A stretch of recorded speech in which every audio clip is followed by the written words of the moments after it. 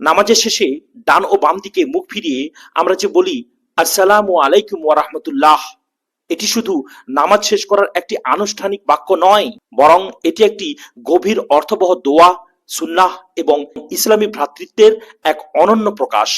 এই ভিডিওতে আমরা আলোচনা করব এই সালাম কাদের উদ্দেশ্যে দেয়া হয় এবং এর অর্থ ও তাৎপর্য কি।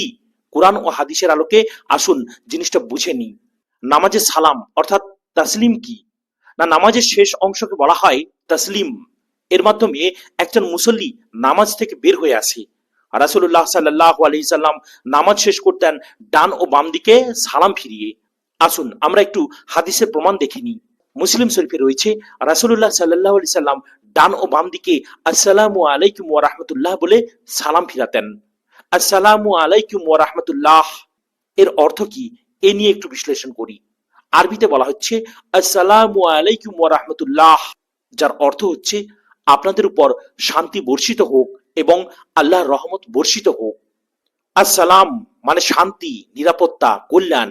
আলাইকুম মানে আপনাদের উপর। ওয়া মানে এবং। রাহমাতুল্লাহ মানে আল্লাহর রহমত। অর্থাৎ এটি একটি পূর্ণাঙ্গ দোয়া যেখানে শান্তি ও রহমত একসাথে কামনা করা হয়। আমরা এই সালাম কাদেরকে দিই? না, ইসলামী স্কলারদের ব্যাখ্যা অনুযায়ী নামাজের সালাম একাধিক শ্রেণীর উদ্দেশ্যে দেয়া হয়। নাম্বার 1, ফেরেশতাদের উদ্দেশ্যে।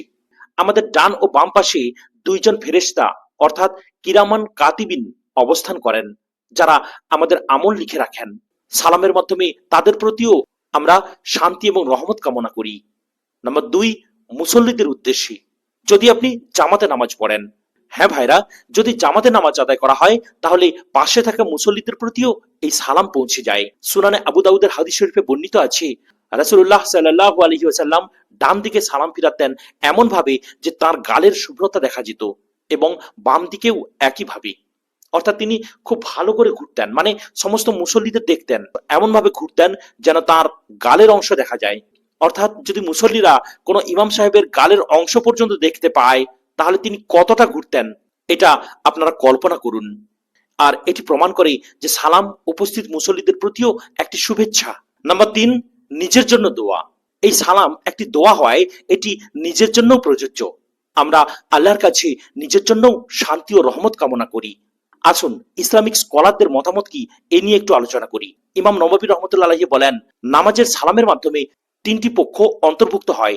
1, ফেরেশতা, 2, উপস্থিত মুসল্লি এবং 3, নিজেই। অর্থাৎ দোয়ার অংশ হিসেবে নিজেকেও সামিল করা হয়। এর মাধ্যমে আমরা কোরআনের সাথে সম্পর্ক করি। যদিও নামাজে সালামের নির্দিষ্ট বাক্য কোরআনে সরাসরি উল্লেখ নেই, তবে সালাম এই কথার অর্থ হচ্ছে শান্তি, যা কিনা ইসলামের একটি মৌলিক শিক্ষা। আল্লাহ সুবহানাহু ওয়া তাআলা বলেন, তোমরা পরস্পরকে সালাম দাও। সূরা আন-নূর আয়াত নম্বর 61। অর্থাৎ মুসলমানদের মধ্যে সালাম বিনিময় শান্তি ও ভ্রাতৃত্বের প্রতীক, যা নামাজের শেষেও প্রতিফলিত হয়। এই নামাজের মধ্যে যে আমরা সালাম দিই এর গভীর তাৎপর্য রয়েছে। নাম্বার 1, ইবাদতের সুন্দর সমাপ্তি, অর্থাৎ নামাজের শেষটি দোয়া ও শান্তির মাধ্যমে শেষ হয়। নাম্বার 2, ভ্রাতৃত্ব ও ঐক্যের প্রকাশ। জামাতে নামাজ পড়লে সবাই একে অপরের জন্য শান্তি কামনা করে। নাম্বার 3, অদৃশ্য জগতের সাথে সংযোগ। ফেরেশতাদের প্রতিও সালাম পৌঁছে যায়, যা ইসলামের গায়বী বিশ্বাসকে শক্তিশালী করে। নাম্বার 4, দোয়ার মাধ্যমে আত্মশুদ্ধি। এই সালামের মাধ্যমে নিজের জন্য রহমত কামনা করা হয়, যা আত্মিক উন্নতিতে সহায়ক। নামাজের সালাম একটি ছোট্ট বাক্য হলেও এর মধ্যে রয়েছে গভীর অর্থ, দোয়া এবং ইসলামী ভ্রাতৃত্বের শিক্ষা। আমরা যখন সালাম ফিরাই তখন আমরা শুধু নামাজ শেষ করি না, বরং আমরা শান্তি, রহমত এবং ভালোবাসার বার্তা চারিদিকে ছড়িয়ে দিই। ভিডিওটি যদি ভালো লাগে তাহলে সওয়াবের নিয়তে পৌঁছে দিন সবার কাছে। হ্যাঁ ভাইরা, লাইক করুন, কমেন্ট করুন এবং শেয়ার করুন। আসসালামু আলাইকুম ওয়া রাহমাতুল্লাহি ওয়া বারাকাতুহু।